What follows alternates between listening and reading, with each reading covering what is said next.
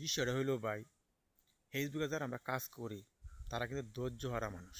অধিসংখ্যা মানুষই ধৈর্য হারা। একটা ভিডিও 20 সেকেন্ড, 30 সেকেন্ড, 40 সেকেন্ড, জুলুম 1 মিনিট। এই 1 মিনিট ভিডিওটা আমার দেখতে আমার ধৈর্য নেই। তাহলে আমি কী বা সফলতার আশা করি ফেসবুকে বলেন তো ভাই? ফেসবুক জিনিসটি হচ্ছে ধৈর্য। ধৈর্য ধরে কাজ করতে পারলে আপনি কিছু পাবেন। আরে ভাই, আপনি যে মাঠে কাজ করেন, কি মাঠে আপনি ফসল ফলান, মনে হয় ধান ক্ষেত। আপনাকে উদাহরণস্বরূপ আমি বুঝাইতেছি। মনে হয় আমি একটা ধান ক্ষেত লাগাইছি, কি গুছা দিছি। এই ক্ষেতটার মধ্যে আমার কী করতে হইব? প্রথম আল বাইতে হইব। আল টাল বাইয়া মুই টুই দিয়া সার টার দিয়া ক্ষেতটা আমার লাগাইতে হইব। লাগানোর পরে আরও অনেক মেহনত আছে। ক্ষেতে আবার সার দিতে হইব, বাঁচতে হইব, কত মেহনত। এই মেহনত করার পরে যদি আল্লাহ দেয় তাহলে ফসল হবে। তো এইটা ফেসবুকটা এমন এক জিনিস, ফেসবুকে কাজ করতে গেলে আপনার ধৈর্য ধরে করতে হবে। আপনি 15 সেকেন্ড, 20 সেকেন্ড, জুলুম 1 মিনিট এই ভিডিওটা আমি দেখতে পারবো না, তো আমার জন্য ফেসবুক না। তাহলে ফেসবুক থেকে আমি সরে যাওয়াটাই ভালো।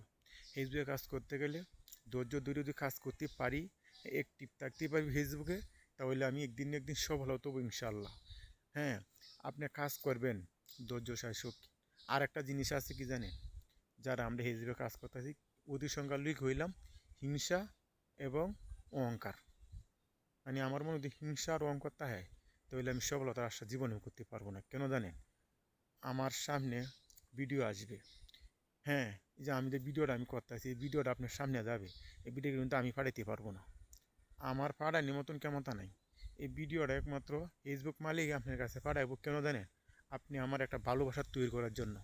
আপনি আমার যেভাবে ইংমেজমেন্ট ফলোয়ার বাড়ে দুজনেরই, এটার জন্য ফেসবুক মালিক কী করে, আমার ভিডিওটা আপনার সামনে পাঠা, আপনার ভিডিওটা আমার সামনে পাঠা। এই ভিডিওটা একটা একটা লাইক, একটা কমেন্ট, হ্যাঁ, সম্ভব করে শেয়ার করবাম। আর না, আর একটা কি, আপনার ফলো করতে হবে ভিডিওটা।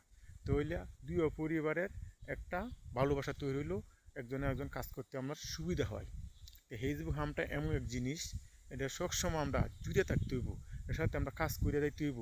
হিংসাটা এবং আমার অহংকারটা দূরে সরিয়ে দিয়া আমরা একবার গাড়ি আরেকবার হাত দিয়া একবার পাশে আরেকবার থাকবো, তাহলে একদিন একদিন সফল হতে হবো ইনশাল্লাহ।